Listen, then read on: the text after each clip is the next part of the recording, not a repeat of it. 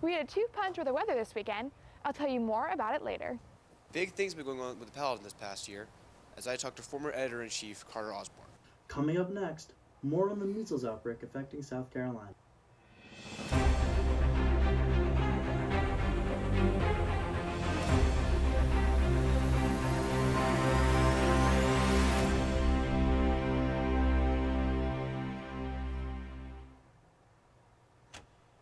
Good afternoon. I'm Avery Johnson, and this is the Nightly News. We're glad you could join us today.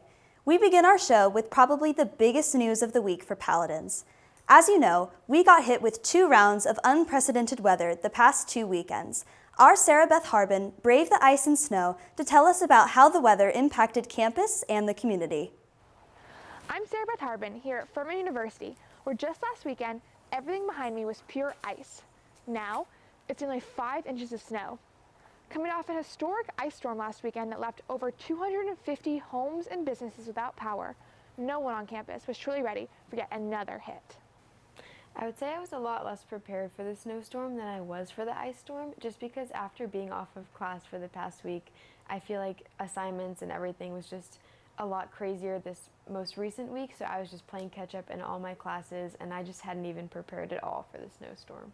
The last time Greenville experienced this kind of weather was 2005. Folks were without power for weeks, and there was a widespread fear that this storm would end the same way. Due to hazardous roads and unsafe conditions, Furman University made the decision to cancel classes and close campus to the public last Monday and Tuesday. All campus events were canceled, and even sporting events were moved forward. Students like sophomore Lily Heaton were unhappy with the way the school communicated throughout the storm last weekend. I think they could have had a more set schedule, not emailing us just at 7 a.m. every morning. That way we could be a little more prepared. But other than that, they did a good job of pre-canceling Monday's class and stuff like that. That way if people wanted to get home, they could. I think we were much more prepared this year than we were last year for Hurricane Helene. For some students, those days off meant extra rest and time to catch up on homework. Others took advantage of this once-in-a-lifetime weather, sledding and hanging out with friends. But now, with yet another onslaught of cold weather, students are worried as they begin to fall behind in their classes, especially because of just how tempting playing in the snow can be. I was considering going home at first, but then it looked like the roads were going to be iced out and there was about a foot of snow on the sides, and I just didn't feel comfortable driving all the way home. And being from South Carolina, I just had no experience driving in those conditions, so it ended up just being not practical for me to leave campus at all. And they just didn't really set it up so that we'd be able to leave for the snowstorm. As temperatures rise and campus reopens, students say that back-to-back breaks are memorable, but something they don't expect to see again anytime soon. I, for one, will be taking full advantage and join on the fun for this once-in-a-lifetime South Carolina snow. For Nightly News at Furman University, I'm SARA BETH HARBIN. Back to you. Thanks, Sarah Beth. While Winter Storm Fern may have looked beautiful, it caused campus-wide shutdowns for 2 weekends in a row. I went out and found how this impacted clubs and organizations with important events scheduled to occur those weekends. Everything felt a lot quieter as students huddled in their dorms. With campus closed, no activities could take place. Brand competition, Sleep When You're Dead, hosted by the art department, could no longer occur as planned. I mean, of course, we were all a little disappointed that the competition was being moved, because the whole week everybody had been game plan prepping, and so I mean, I think it was a little disappointing because everybody was all hyped up and ready. But of course, I mean, we get another chance. Everybody's committed to making it work. Additionally, Furman University's fraternity recruitment was delayed indefinitely, impacting 88 potential new members and surprising all fraternity brothers. We were deciding, who we were inviting back for the last day. And then we got the notification. So, yep, the round that you're inviting people to is now canceled. We don't know when it's going to happen, and so is bid day. The weather-crunching timelines also affected the student theatrical group Pauper Players, who could not rehearse for days as their show inches closer.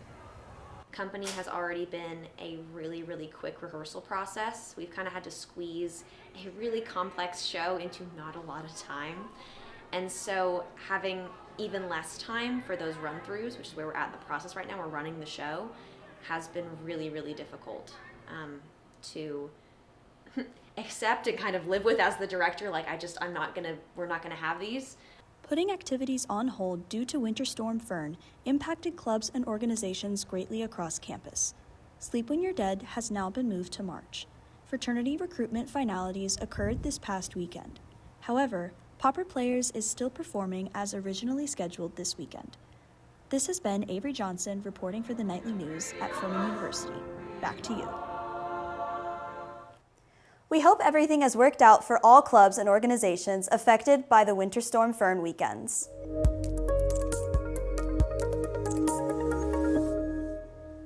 This past Friday, in a countrywide demonstration, classrooms and workplaces emptied as streets filled with ICE protesters demanding change. A nationwide walkout unfolded.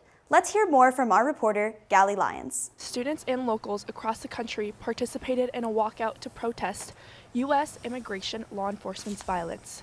Students in cities like Columbia, South Carolina, organized and joined in these protests. We aren't going to allow for ICE terror to be on our street. We're not going to accept state violence for our communities. And we are building a people power movement to fight back, because when people are united, we are going to win. College, high school students, and locals exercised their First Amendment rights to condemn ICE and the brutality towards immigrants and protesters. They skipped class, choosing protest over silence. Young people are going to move this country forward. You take the leadership reins right now and you run with it, and we will follow your lead. Voices were not quiet. They were loud, proud, and forceful, fighting for change.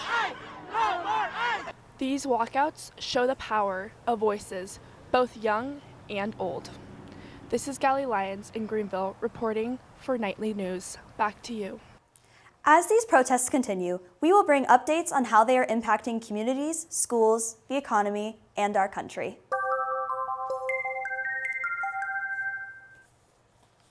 Now for your health news. We're finding out that the measles outbreak in South Carolina has spread to one of our most famous campuses. Alex Black is reporting from Clemson. As of this past week, students are having a quarantine at Clemson University due to an outbreak of the measles virus.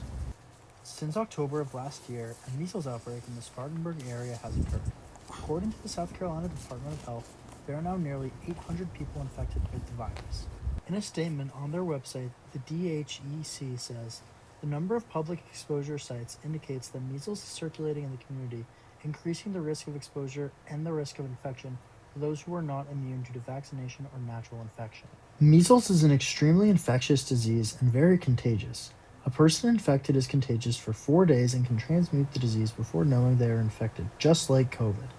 As well, it can linger in the air even after an infected person leaves the room, all according to the DPH. Some common symptoms are a high fever, runny nose, a cough, along with red spots going down from the hairline. As we all well know, college campuses are hotbeds for all sorts of illnesses.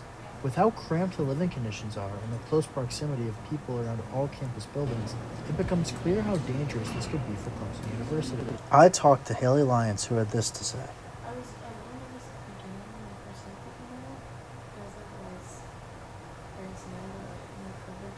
According to the CDC, no one has died in America due to measles in 2026, and only 3 people died in 2025. However, that does not reduce the concern considering how fast measles is spreading. We also know, according to the CDC, that there are 10 confirmed cases in North Carolina, the 3rd most confirmed cases in the states. Additionally, out of all the people infected, 94% are unvaccinated or their vaccination status is unknown. Clemson University has officially told all its students people infected have been quarantined and they're monitoring all close contacts of the people quarantined. I'm Alex Black, reporting for the Nightly News. Thanks, Alex. So far, Furman has not had any confirmed measles cases.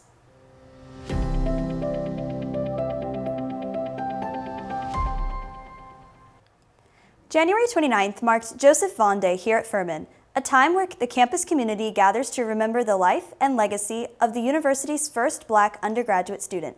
For more, we go to Isaiah Ives. In a year defined by hate and anger, divisions, how do communities grapple with the weight of their present? Well, here at Furman University, students and faculty have decided to look back at the mentors of the past, hoping to seek guidance for how we as a community can move forward. We shall live in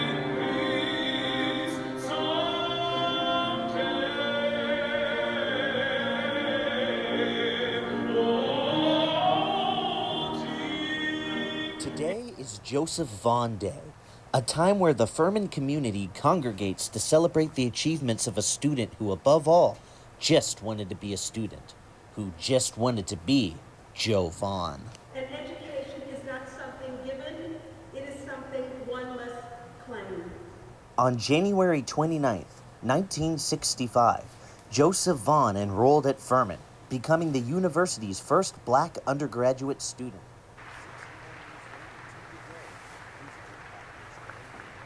To me, Joseph Vaughn Day is not only a story of the first black student at Furman University, it's a story that represents the firsts, the seconds, the thirds, and the continuing legacy of acceptance and inclusion at Furman. And I think it's important that we continue to tell these stories, not just on Joseph Vaughn Day, but remembering that legacy when you pass by the library steps or when you walk between the library and the chapel. In this age of direct attacks on both DEI and higher education as a whole, simply being a student can be difficult, even frightening for many. And that's why Joseph Vaughn's legacy is so powerful. He is a reminder to everyone in the Furman community to cherish, to claim our education, to go out into the world and use what we've learned to be the change for good we want to see in our school, our community, and our nation. Reporting for Nightly News, this is Isaiah Ives. A recorded live stream of all the Joseph Vaughn Day ceremonies are available on Furman's website. Furman's newspaper, The Paladin, introduced their newest section called Nightlife last March, focusing on pop culture stories and opinions. Trip Case has the story. The Paladin has always been about news that affects Furman community, whether it's sports, student opinions, and promoting events. But Junior got Carter Osborne wanted to create something outside the box, which is where he came up with the idea with Nightlife. Nightlife is the newest section of the Paladin. It was kind of created to offer like a creative alternative to the more like serious content and the other parts of the Paladin. We kind of thought that would be a good like additional section with the way kind of media is moving, with the rise of like influencers and I don't know, with like how Gen Z takes in media. I feel like it's more personal, and we wanted, I guess, a newspaper section to reflect that. I also interviewed Nick Fairfax, section editor for Nightlife, on what he wants the column to become in the next few years.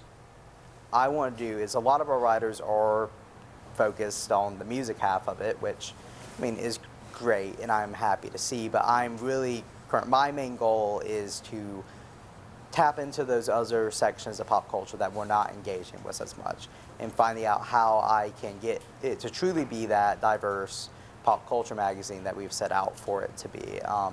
And by the end of my term, that is what I hope to see. Both Nick and Carter told me that they eventually want Nightlife to become its own thing, with its own budget. They want to start a podcast and turn it into its own magazine. So be on the lookout for that in the next few years. From the Nightly News and Furman University, this is Trip Case. Next time you pick up a copy of The Paladin, make sure you don't skip over Nightlife for Nick and his group's opinions on music, films, and other forms of pop culture.